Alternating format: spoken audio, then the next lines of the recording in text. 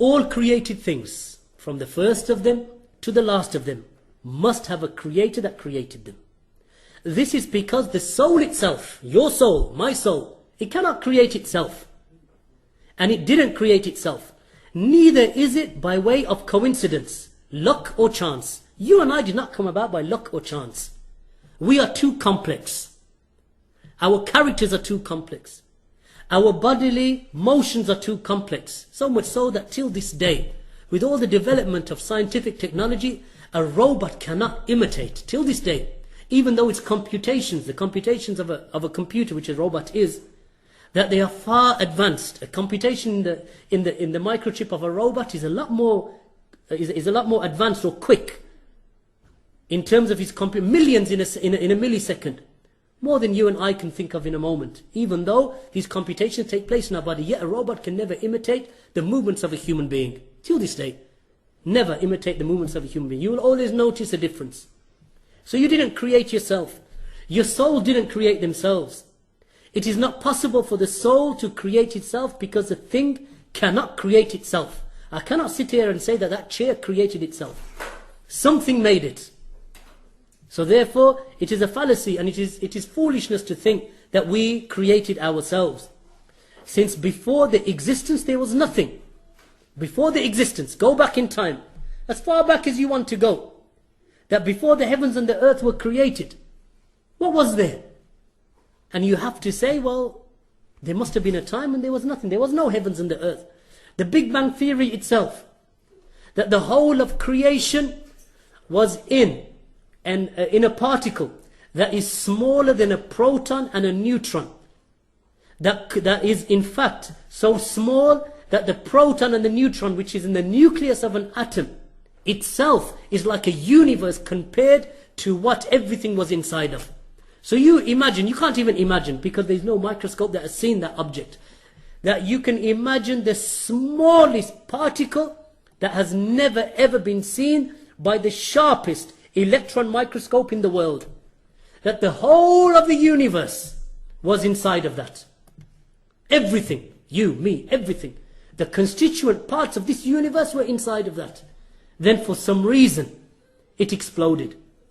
And then within a moment that is smaller, a millionth of a millionth of a millionth, and even more than that of a millisecond, it exploded and the whole of the universe came into existence. This is the theory of modern science. This is the theory of modern science. That from that, within a millisecond, all of this came about.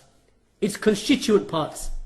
Then over billions and billions and billions of years, the stars were formed.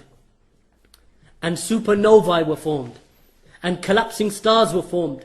And due to the intense temperature of those collapsing stars, they believe that some elements came about. Those elements, due to random, not even random selection, but due to some sort of interaction between them, those elements formed. And they created planets, created atmospheres, created the various gases, created the 102 elements that they believe that every single human and every single part of this universe is created from. Then, perchance, there was a planet called Earth, and upon that planet, certain temperatures and conditions came about due to his nearness to the sun, that caused those elements to mix at certain temperatures and pressures, that we had the formation of a substance called hydrogen, which later developed and came together with another atom and made hydrogen times 2, which combined with another element called oxygen, which brought about water. And from water, they say, came about life. All by coincidence. And then somehow, some of these things came together, and then you had the first creation of life from nothing. From there, you had the sea creatures which developed, and then you know the rest of the story. That your forefathers were fish and amoeba and dolphins. They eventually came upon land, and then you were some sort of insects crawling upon the earth, and then they developed into other creatures, into two types, vertebrates and invertebrates, those with a backbone, those without backbone, those with warm blood and those with cold blood, and so on and so forth, and then into the various constituent parts of the animal world, and you happen to be a mammal. So somewhere in your lineage there is an ape.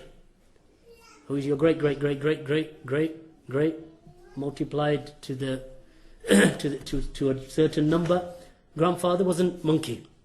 This is what they believe. This has no basis to it. It doesn't make sense intellectually. It does not make sense intellectually. It does not make sense scientifically. It is not proven scientifically. It is not proven scientifically that this is what occurred. Regardless of Darwinism, Darwinism only, if you can imagine a puzzle of a few billion pieces, Darwinism explains one piece of that puzzle, or claims to explain one piece of that puzzle. It doesn't explain anything further. It doesn't explain the complexities of the creation. It doesn't explain the atmosphere of this world, and the valleys, and the rivers, and the sun, and its motion. It doesn't explain any of that. And the only conclusion that you can come to, just from logic, if you don't believe in a God, is that there was a creator. That's the only logical conclusion that you can come to. Sheer coincidence or chance cannot create, because every occurrence must have something or someone causing it to occur. Also, the existence of creation in such an unprecedented manner is unprecedented. You don't find it on any other planet. And nor do we know of any other creation in any other part of the universe. Or they don't. We do, of course, because we know that there are other creatures that Allah has created. Also, the existence of creation in this manner, the coordination, the harmony, the union required between causes and consequences, and between created objects. What causes your hand when you put your kettle on in the morning and it starts boiling, and you put your hand over the steam that's coming out as it's boiling? What causes your hand to react and move backwards? That's a complexity. That is something that you're not going to tell me happened by random selection.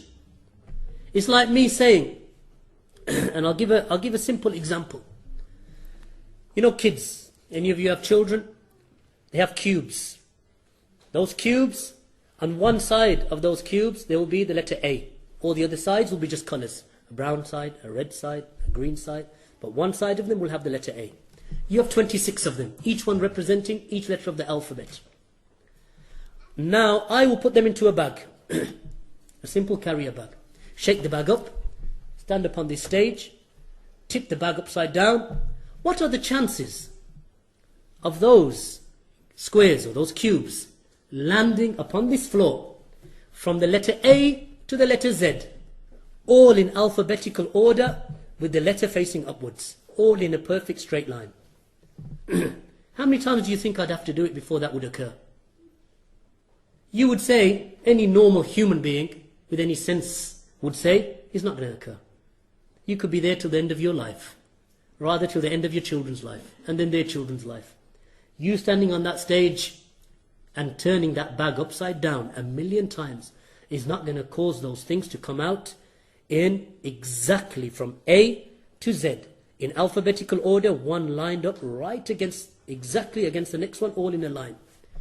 That's blocks of cubes, alphabet blocks, with just 26 letters, that you would say that either I'm a magician for that to occur, or I'm a madman, and I'll be killing myself for the rest of my life doing it. And you'd be right. Now, if that's with cubes, you tell me the universe and its complexities, the planets and the stars, the sun and the moon, the valleys and the rivers, the butterfly who comes out of the caterpillar and metamorphosizes from a caterpillar to a butterfly, the sperm meeting the egg of the woman, whereby you have the creation of a fetus that is fed by an umbilical cord that filters out anything that is bad for the child and gives only the child that which the child needs. And then it comes out of the only orifice that the human body or the female body can release that baby from. And then that umbilical tube is cut and the woman returns back to her health. That's just a human fetus. You're telling me, or someone's going to tell me, that those blocks that could not land 26 in a row, that the complexities of life, and that's just in a human being. What about birds who have eggs? What about fertilized eggs of a fish, where the fish lays the egg, the male comes along and he fertilizes the egg at a certain time of the year? What about the salmon that leave as babies from their river and they go out into the ocean and then they return towards the end of their lives just to fertilize the eggs and die in that location? Complexities. What? Random selection? Random selection is a contradiction, because you can't have random and then selection. Selection is ordered, random is not ordered. These are words and terminologies of deception and confusion. How can you have random selection? Either you're selecting or you're not selecting. Either it's selection or it's random. You can have random selection. It's not random selection. What they mean by random selection is that we cannot explain how this happened, but we believe it happened. That somehow the survival of the fittest. That somehow the survival of the fittest occurs. But the survival of the fittest doesn't apply to humans.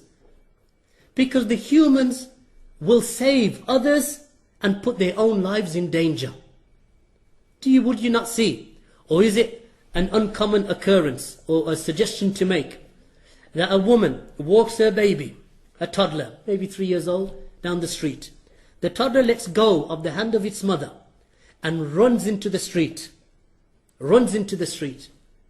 And a bus is about to hit that child. What will the mother do? Will she now think, well, I've got to survive, forget the child? No. The mother will jump into the street, push the child, or try to push the child out the way, even if it means that she dies. Even if it means that she dies. Human nature is so complex that it is not explained by random selection. The soul is not explained by random selection. How the mind works isn't explained by random selection. How the brain cell dies and rejuvenates isn't explained by random selection. How the body recuperates. There's a certain type of lizard that you chop off its tail, the tail grows. If I chop off your hand, will it grow? No. These are complexities of life that are not explained by these theories. Not explained by these theories. Let me give you another example. I take some metal, just some metal. In fact, I take a rock with iron ore inside of it. And I take some wood. And I take some plastic, some oil, in fact, because that's where plastic comes from, crude oil.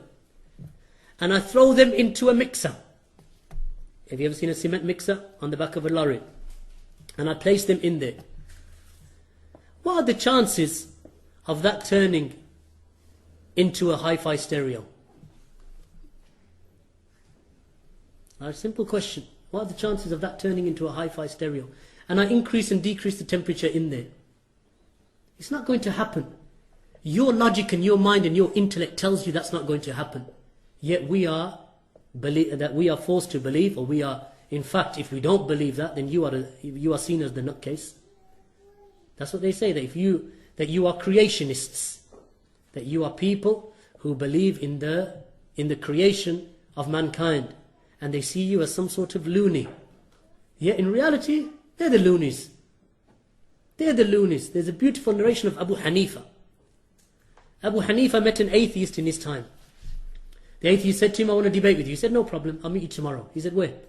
He said, across the river. He said, why across the river? He said, just meet me across the river. Tomorrow, after the prayer, meet you across the river. Because no problem. So then the atheist was there ready. There ready. And Abu Hanifa turned up. And he said, do you know how I got across the river? He said, I presume he came by boat. He said, no. I came across the river. I was standing on the other side of the river. And all of a sudden, some rocks started falling from the mountain. And the iron came extracted out of it. And they formed themselves into nails. Then this tree started falling around me. And then they started slicing themselves into planks. And then they started forming into shapes. And those planks started forming the shape of a boat. And the nails, they started pushing themselves into the boat. So then I jumped on the boat and came across. He goes, do you think I'm mad? You expect me to believe that? Abu Hanifa said, do you think I'm mad? That I'm to expect that all of the universe and the heavens and the earth and the humans and the fish and the animals and the trees, that all of these came about just like that? If I was to tell you today, my brothers and sisters, that this bottle of water here, that this bottle of water is a product of evolution, that this bottle of water is a product of evolution. It was at some stage some sort of amoeba, developed into some sort of animal, then it metamorphosized into a bottle, and now that bottle sits there today. None of you would believe me. And I'd say, why not? You'd say, look, it's a bottle. Plastic, paper. Someone had to make that. Top, water inside. Who put the water inside? How did it get there? You say, you think I'm mad thinking? You're going to expect me to believe that that bottle just turned up there? Yet we are commanded and ordered, and our children and schools and colleges are taught that something that is infinitely more complex than this came about in the same manner. It's not possible. It's not possible. So therefore we reject the ideologies of those people who believe that we came about by random selection. I want to finish with this verse from the Quran. That Allah subhanahu wa ta'ala revealed a verse. One of the companions, he heard it. His name was Jubair bin Mut'im. Jubair bin Mut'im was an unbeliever. He was an idol worshipper, or he didn't believe at all. And then he heard this verse from Surah At-Tur, where Allah mentioned, أَمْ خُلِقُوا مِنْ غَيْرِ شَيْءٍ أَمْ هُمُ الْخَالِقُونَ أَمْ خَلَقُوا السَّمَوَاتِ وَالْأَرْضَ بَلْ لَا يُقِنُونَ أَمْ عِنْدَهُمْ خَزَائِنُ رَبِّكَ أَمْ هُمْ مسيطرون أَمْ هم المسيطرون أَمْ لَهُمْ سُلَّمٌ يَسْتَمِعُونَ فِيهِ فَلْيَأْتِ مُسْتَمِعُهُمْ بِالسُّلْطَانٍ مُبِينٍ. He said, when this verse was recited to me, he said that it was as if my heart was about to come out of my chest and fly away, out of the heaviness and the weightiness of this ayah, this verse, where Allah mentions, were they created from nothing? Or were they themselves the creator? Or did they create the heavens and the earth themselves? No, they have no firm belief. Or do they have with them the treasures of your Lord? Or are they tyrants with the authority to do as they like? Jubair bin Mut'im, he said, my heart almost flew out with happiness. And that was the first time that belief settled in my heart. Because it's true. Did you create yourselves? Did you create yourselves, or were you created from nothing? Do you have the keys to the heavens and the earth? Or do you control the heavens and the earth? You have no firm belief. No firm belief, except that this is a beguilement from shaitan, who is playing with your hearts and minds. So do not enter into it, my brothers and my sisters, and my respected guests, into this false fallacy. And in fact, this is a whole chapter in it of itself, with regard to the existence of the Creator, and our belief in the existence of the Creator.